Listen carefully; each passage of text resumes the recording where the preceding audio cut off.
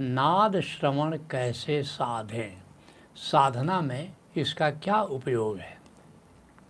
पहले आओ जानते हैं नाद क्या है। नाद हमारी आत्मा का संगीत है। यह सर्वव्यापी गूंज है। पूरे अस्तित्व में नाद गूंज रहा है। बाहर भी जो आकाश का फैलाव तुम देखते हो, विस्तार देखते हो, इसमें भी नाद गूंज रहा है। और भीतर भी जो घटाकाश है, इसमें भी नाद गूंज रहा है।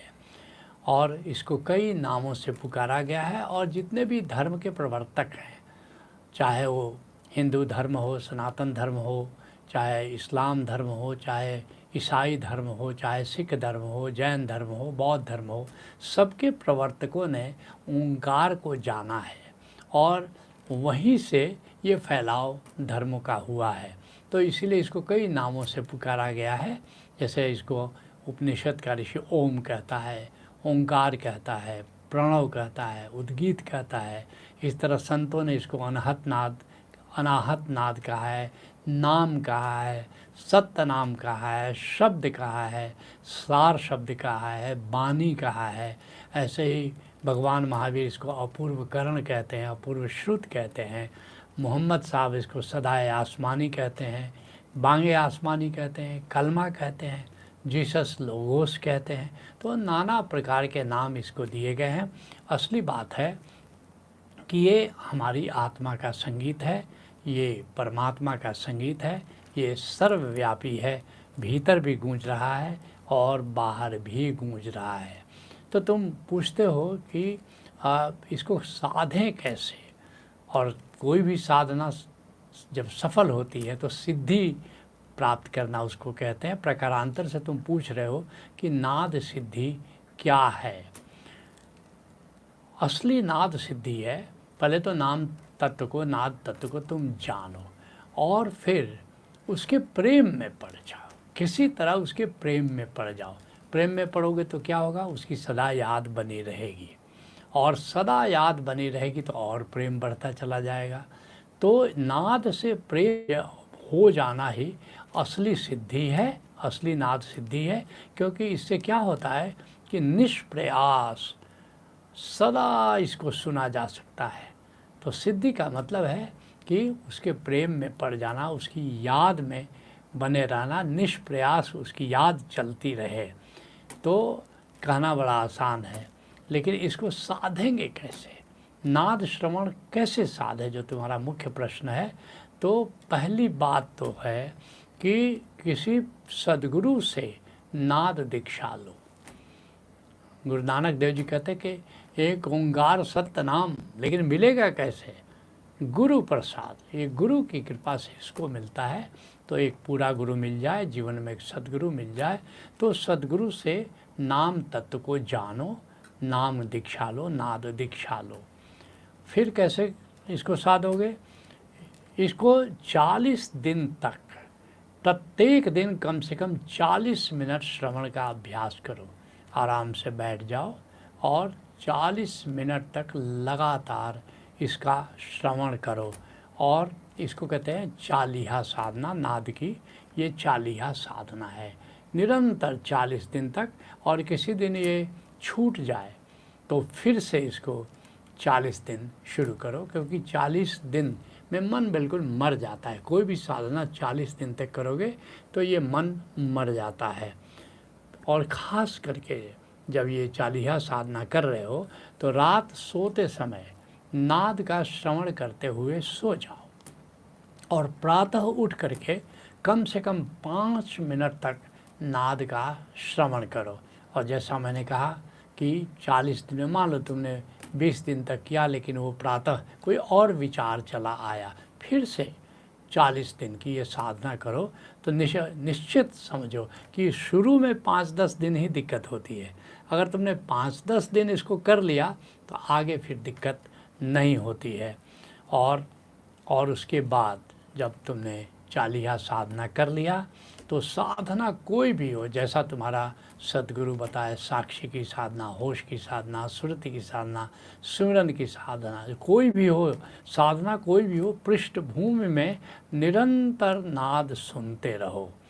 और जब ऐसा करोगे तो क्या होगा, नाद से तुम्हें प्रेम हो जाएगा और यही नाद सिद्धि है। नाद से प्रेम होने पर सदा उसकी याद बनी रहेगी, तुम्हारे जीवन का वो केंद्र हो जाएगा, तुम्हारे प्राणों का वो आधार हो जाएगा। कुछ भी करोगे, उठते बैठते सोते जागते, और निरंतर उसकी याद बनी रहेगी। और अगर ऐसा हुआ, नाद सिद्ध तुमने कर लिया, तो क्या होगा? नाद सिद्धि के क्या लाभ हैं? नाद चिंता मणि है। चिंता मणि एक काल्पनिक मणि है कि जिसके पास चिंता मणि होती है वो सभी प्रकार की चिंताओं से मुक्त होता है। ऐसी कोई चिंता मणि हो ना हो, मगर नाद तो चिंता मणि है। अगर नाद सिद्ध तुमने कर लिया, नाद से निरंतर प्रेम हो गया तुमको, नाद की अगर याद बनी रहती है, तो आप सभी प्रकार की चिंता से मुक्त हो जाते हो। मैं ये कह सकता हूँ कि ये परमात्मा का हेल्प लाइन है। जैसे देखते हो अभी कोरोना काल में सरकार ने हेल्प लाइन दिया है कि कोई बात पूछनी हो, कोई सहायता चाहिए तो हेल्प लाइन पर संपर्क करो। ये जो नाद है ये हेल्प लाइन है, किसी प्रकार की तकलीफ़ को ये दूर कर सकता है। और कबीर साहब खुद कहते हैं कि शब्द निरंतर ते मन लागा। कहते कि मेरा मन हमेशा नाद से लगा रहता है। मुझे क्यों लगा रहता है? क्योंकि नाद से प्रेम हो गया। शब्द निरंतर ते मन लागा, मलिन वासना त्यागी। अब जितनी मलिन वासनाएं थी विदा हो गई हैं, काम क्रोध लोभ मोह ईर्ष्या द्वेष मुझे छोड़ के कब के गए हैं। कहते कि शब्द निरंतर ते मन लागा, मलिन वासना त्यागी। उठत बैठत कबहू न टूटे, ऐसी ताड़ी लागी, साधो सहज समाधि भली। अब तो स्थिति है कि उठता हूँ, बैठता हूँ, खाता हूँ, पीता हूँ, सोता हूँ, जागता हूँ, चलता हूँ, फिरता हूँ, नाद से मेरा ध्यान नहीं हटता है। तो बड़ी प्यारी बात है।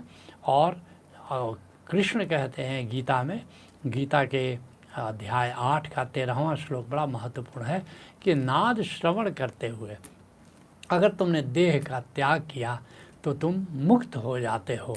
और जितना भी एक विद्वान ने किताब ही लिखी है कि नियर डेथ एक्सपीरियंस, इसको NDE कहते हैं, कि जो लोग मृत्यु के कगार पर गए और यहाँ तक कि थोड़ी देर मृत्यु में चले भी गए, उन सब का इंटरव्यू लिया गया और पूछा गया कि भाई आपका क्या अनुभव है।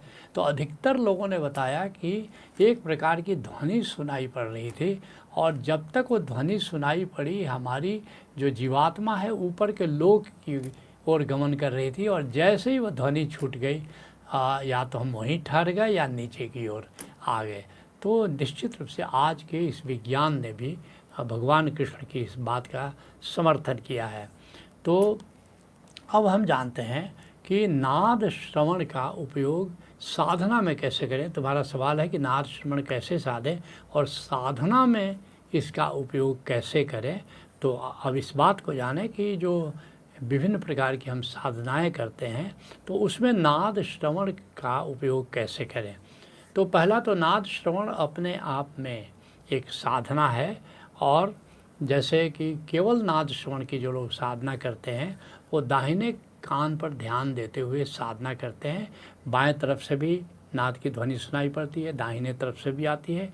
बाएं तरफ से जो ध्वनि आती है वो दूर से आती हुई सुनाई पड़ती है, और जो दाहिने तरफ से ध्वनि आती है इसलिए वो बहुत नज़दीक से आती हुई सुनाई पड़ते हैं। इसलिए संत जो है सांकेतिक भाषा में कहते हैं कि परमात्मा दो तरह से बात करता है, एक दूर से बात करता है, एक पास से बात करता है। तो जो दाहिने कान तरफ से जो ध्वनि है, तो बाएं तरफ की ध्वनि थोड़ी मीठी भी होती है, और अंत में जब बांसुरी की जो ध्वनि आती है तो समझो कि परमात्मा का रिस्पॉन्स भी मिलना शुरू हो जाता है। तो पहली जो साधना है वो नाद श्रवण की साधना है।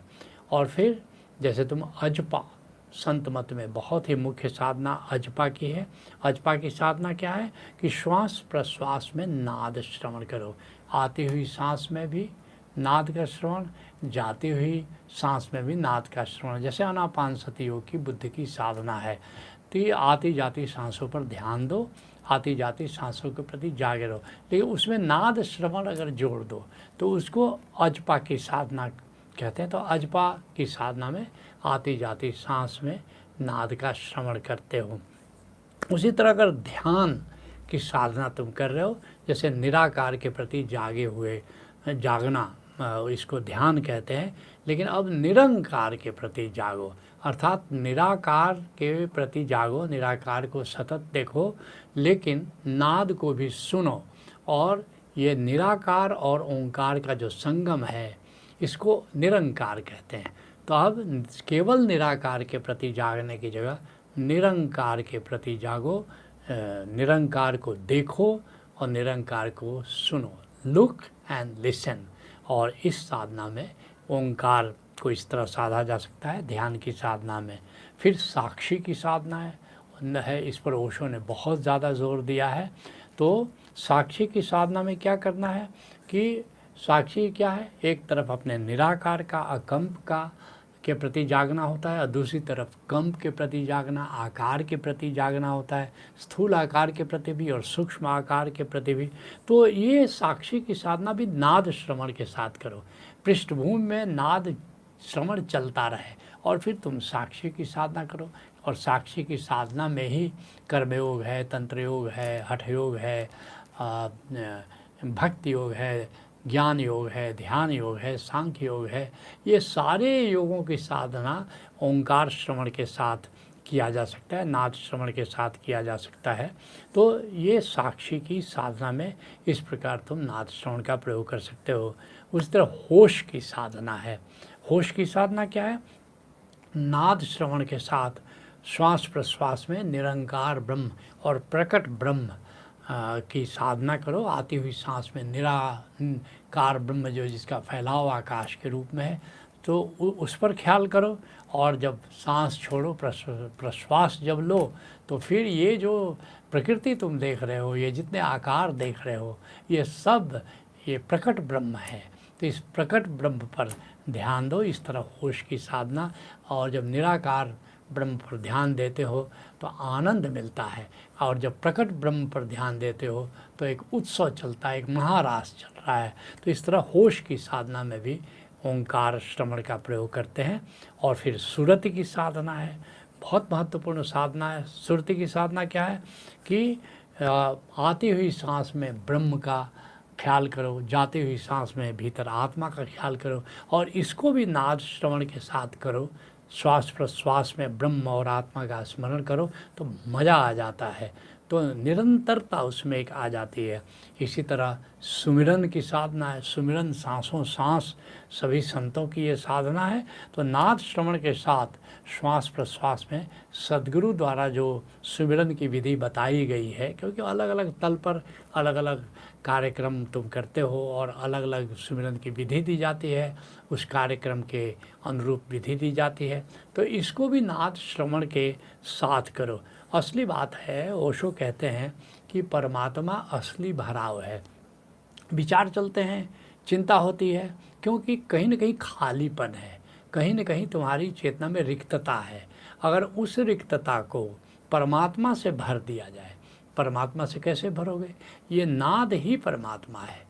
छांदोग्य उपनिषद का ऋषि कहता है ओम इति ब्रह्म, ओंकार ही ब्रह्म है। तो अगर तुम नाद से अपनी चेतना के खालीपन से भर देते हो तो फिर तुम निर्विचार जीते हो। फिर काहे की चिंता, काहे का गम, काहे का दुख। तो ये बड़ा महत्वपूर्ण है कि इसको नाद रूपी परमात्मा से अपनी चेतना को भर दो, ताकि कोई खालीपन बचे नहीं। इसके लिए एक शायर बड़े प्यारे अंदाज में कहता है, क्या पता हो न सहर शाम के राही के लिए। कोई शाम को राही घर से चला अपने मंजिल की ओर, अब उसका सवेरा होगा कि नहीं होगा। बहुत ज़्यादा संभव है कि वो रात में कहीं न कहीं ठहर जाएगा। क्या पता हो न सहर शाम के राही के लिए, हाथ उठे न उठे कल को सुराही के लिए। क्या पता कल सवेरा होगा कि नहीं, कल फिर से हाथ उठेगा जाम पीने के लिए कि नहीं उठेगा। इसलिए कहता आज की शाम को रंगीन बना लो इतना, कोई कोना न बचे रात की स्याही के लिए। इसलिए अपनी चेतना के हर कोने को उजाला कर दो, अपने खालीपन के हर कोने को ओंकार तत्व से भर लो।